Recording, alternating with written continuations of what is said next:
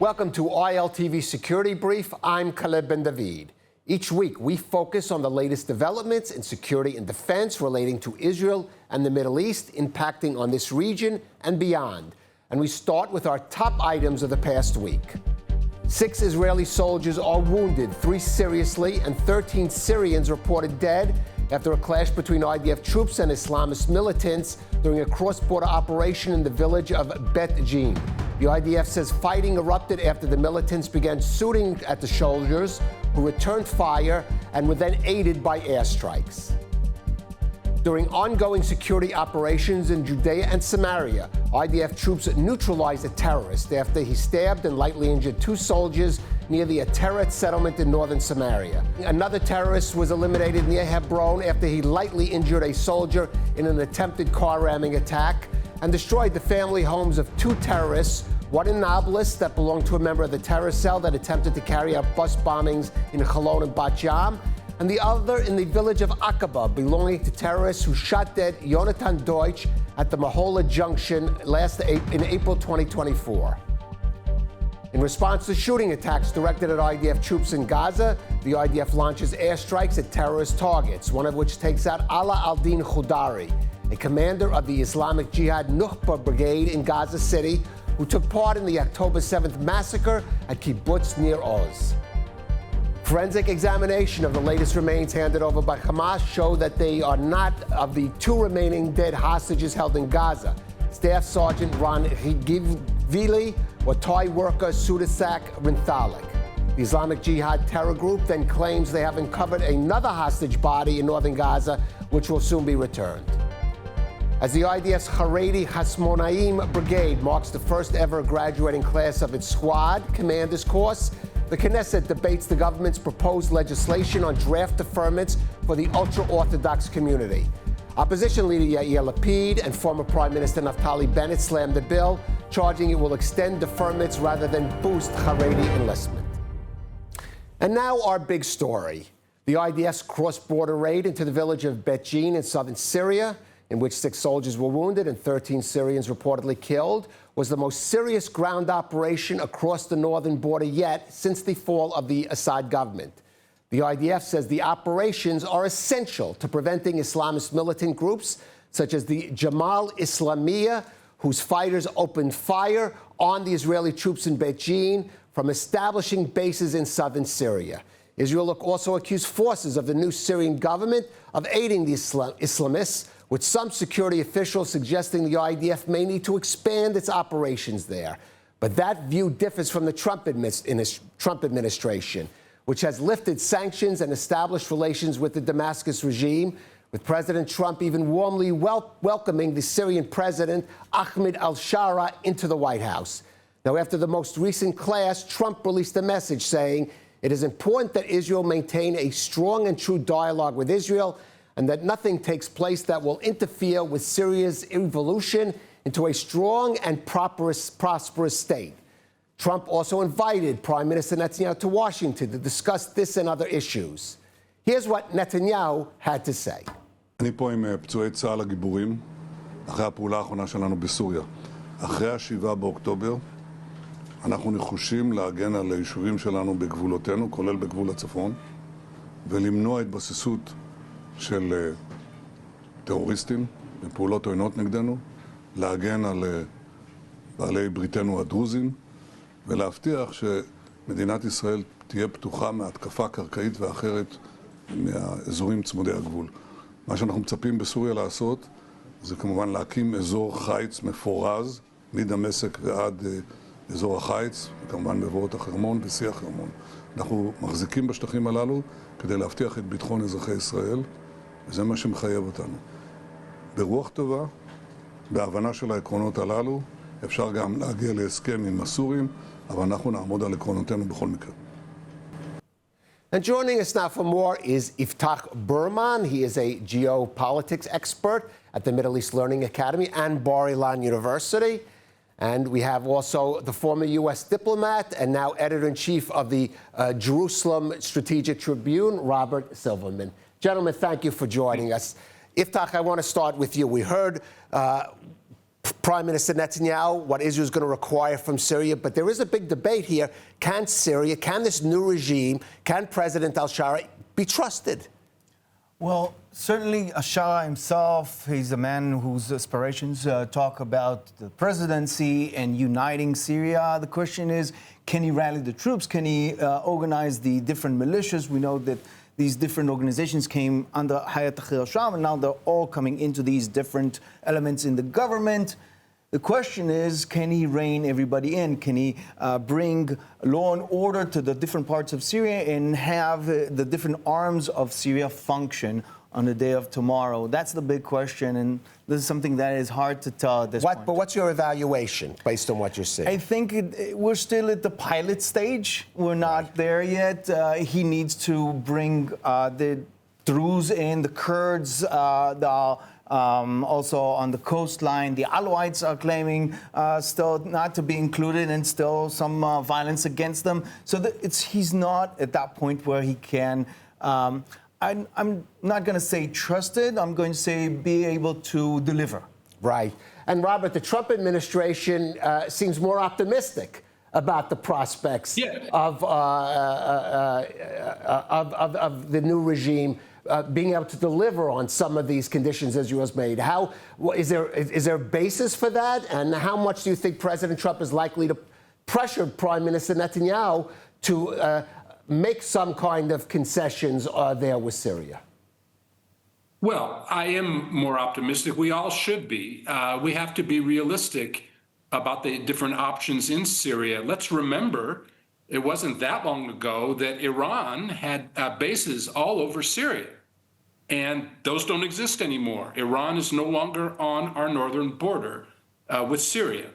That's a huge plus. So, of course, we should all be optimistic. That's just a fact. Now, I mean, that doesn't mean you trust the new regime, but you should try to work with it. If the alternative is chaos there, the kind of chaos that allows Iran to come back in and set up missile bases, as it was doing a little more than 1 year ago, then that's a much worse situation. So we're in a far better situation. We should be optimistic. In addition to all the military steps that Israel is taking, which I think we should all support security on our northern border, obviously, we should also have a strong diplomatic outreach. The problem with Israel today is it has a super effective military wing. It has not invested in diplomacy. It has basically outsourced its diplomacy to the U.S. That's extremely dangerous for Israel. And we need to reinvest in other tools while we're continuing to keep the military strong. Right. Iftah, you could respond to what Robert is saying, but I want to ask you, he does make the point that this new regime, whatever its faults, shares Israel's concerns about Iran. But there is another player in the region, Turkey, which this new government in Damascus is quite close to. So how much concern should there be in Israel about Turkey basically replacing Iran as a major player within Syria? I would say that this is a triangle of three participants, Turkey, Israel, and Syria. The Syrian government and Ahmed al-Shara himself is looking for a strong ally. It could be Israel. Israel could play that card. However, Turkey is the one that trained the Syrian militants to take over Assad regime. And Turkey has bigger aspirations in the region rather than Israel just wanting to maintain its border. Turkey is looking to get into more areas geographically and geopolitically. Gaza Strip, we're seeing them trying to influence there. So Israel should be concerned more about Turkey's prospects in Syria. And for that reason, I agree with our colleague here that Israel should play a more involved role in Syria on trying to fend Turkish involvement in Syria tomorrow.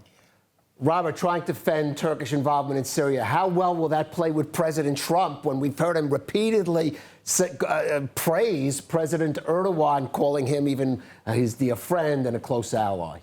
Right. Well, of course, they are allies. They're NATO allies of the U.S., so that's a fact. And But I disagree a little bit with our friend Iftah here. Israel is not in a position to become an ally, an offsetting factor to Turkey in Syria. But the Gulf states are. Saudi Arabia is. And they're a moderating force on the outcome. We don't know what's going to happen with Syria. If anyone tells you that they know what's in the heart of Ahmed al-Shara or what's the future of Syria, don't believe them. It's unknown. But Israel can help affect it from the outside. Look, there's an ongoing state of hostilities between Syria and Turkey. There's been armistice, between Syria and Israel. There have been armistice, and the border was basically quiet during the Assad family's rule. But at the same time, especially in the last few years, Iran was establishing missile bases all over Syria. That doesn't exist anymore. We have to be clear about the main enemy among all the different enemies: Iran, Iran, Iran. Iran is not in Syria. At present, the Syrian government is stopping arms shipments that used to go overland from Iran to Iraq to Syria to Hezbollah and Lebanon. Those are being stopped right now at the Iraqi-Syrian border, at Bou Kamal border crossing. That's positive. Now, you can build on that, but you have to have an effective diplomacy arm. You have to work through intermediaries, not just the U.S., but intermediaries in Russia, in Europe, and in the Middle East, and in the Gulf. The real offsetting factor for Turkey in Syria will be Saudi Arabia. And they don't, and that's possible. That's very possible. Look, Turkey is not the same threat that Iran was. I know that people get worried about Erdogan's statements. I get worried about Erdogan's statements, but it's not the same threat. And failure to understand that is a basic problem in Israel. All right. Iftah, both you and we heard earlier Prime Minister Netanyahu mention the Druze community in Syria, which has come under threat from Islamist elements, and there are some who charge that at least part of the government forces perhaps could be working on behalf or in collaboration with those extremist Islamist elements. Israel has historical ties to the Druze. Of course, there is pressure within the Druze community in Israel to aid them. But how far can Israel go in maintaining the security of the Druze in Syria? The Druze situation is much more elaborate, much more complicated than just saying either Israel is for the Druze or against it. We have a war that's going on much longer than this current iteration between the Druze and the Bedouin community in Syria. The elements that did rise against the Druze do belong in part to the Syrian government and play a secondary role defending their own agendas. Israel is instrumental in providing humanitarian and somewhat protection for that Druze community, as it should. However, overstepping its boundaries, and this is something that's being said today in Syria, is a dangerous move for Israel. It should be worried about its image of tomorrow if it's planning of establishing some sort of a connection with the Syrian government, to not overstep its boundaries. Yes, it is possible to create some sort of a green zone, if you will, an area of demilitarization where the Druze can fend for themselves and establish the buffer zone that Prime Minister Netanyahu spoke about. Exactly. It's very similar to things that we've witnessed in Iraq. However, as we witnessed in Iraq, these green zones are not all the time effective. They need constant guardianship and so on.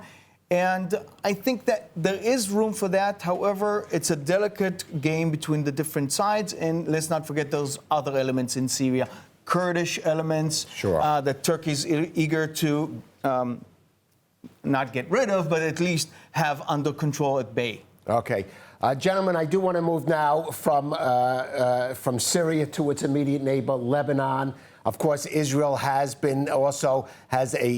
if you could even call it at this point, a ceasefire with Lebanon, considering the operations almost, it seems, weekly and certainly even maybe daily it's had to conduct against Hezbollah in South Lebanon.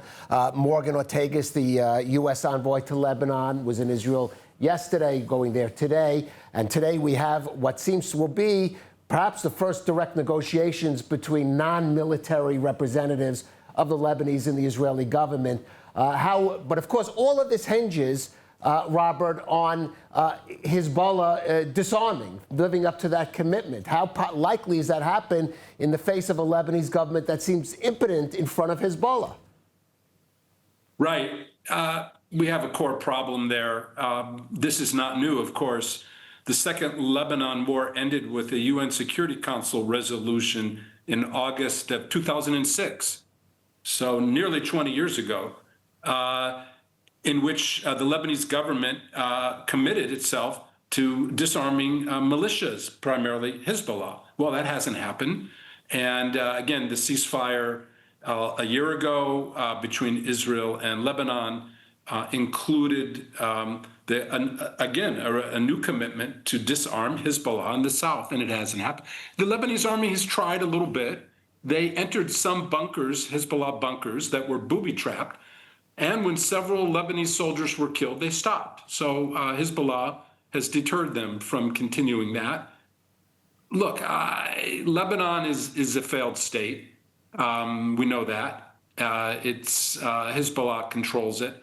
What I could never understand, frankly, is the prior Israeli government under Yair Lapid signed a maritime agreement giving them a gas field without actually doing anything directly with Lebanon. It was all through the U.S. because the Lebanese government at that time, fearful of Hezbollah's reactions, refused to even meet with Israel. So Israel gave them whatever they wanted without any direct interaction. So this step at Nakura, where they're meeting face to face, is a positive, minor, small positive step. At least now they're meeting.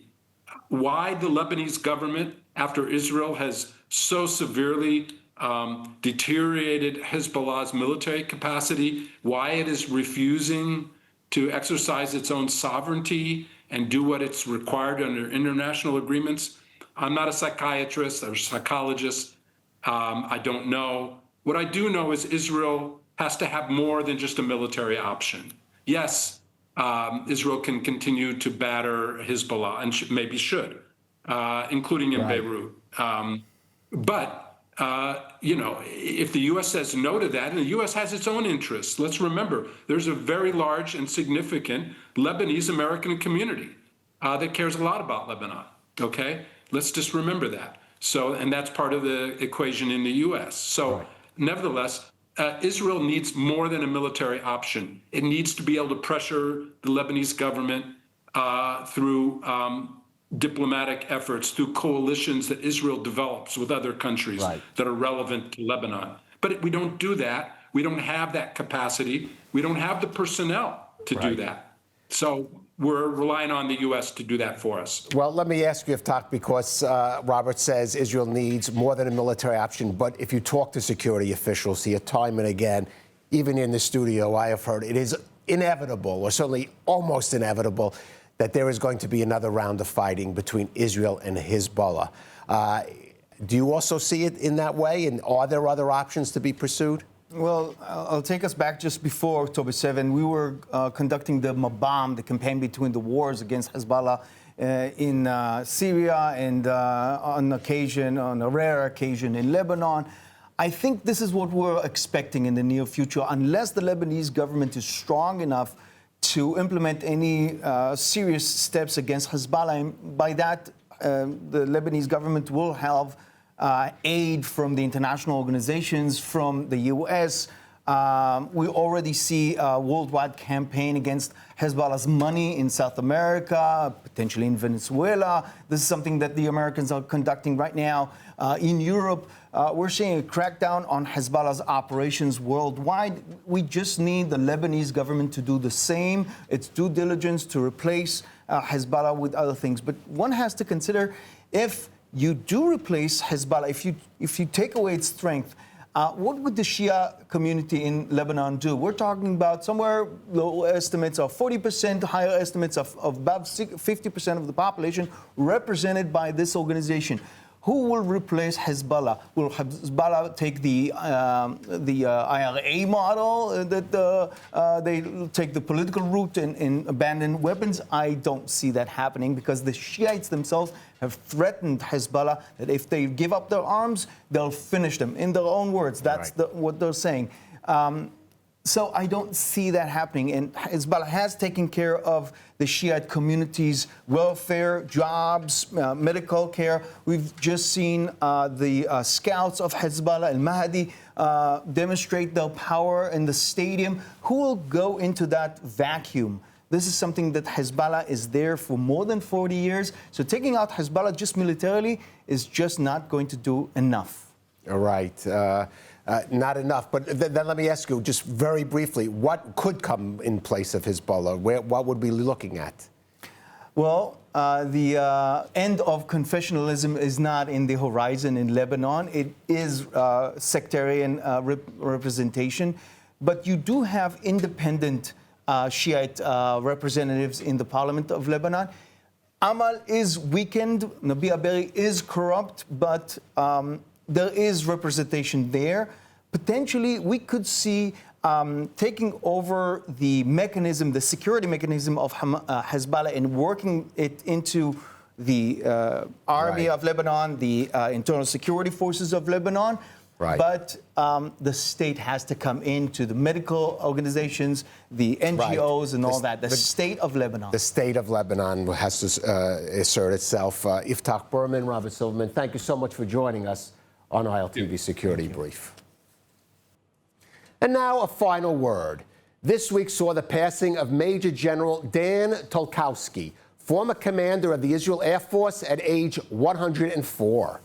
Tolkowski was an ace fighter pilot who flew with the British Air Force over Europe during World War II, battled Egyptian planes during Israel's War of Independence, and led the IAF during the 1956 Sinai War. But his greatest contribution to Israel's security was perhaps in the field of technology.